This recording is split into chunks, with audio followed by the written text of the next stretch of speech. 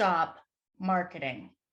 We saw this play out in 2020. Some of our clients who had marketers either stopped marketing or laid them off. And they are clawing their way back to market share now.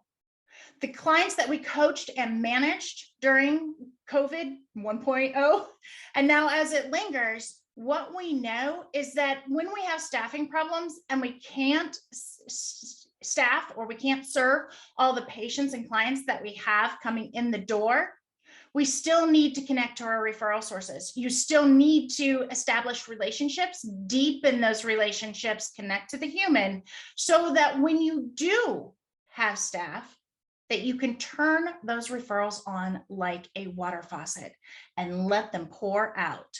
So our message to you is don't stop marketing. You can market and deepen your relationships and connect to the human.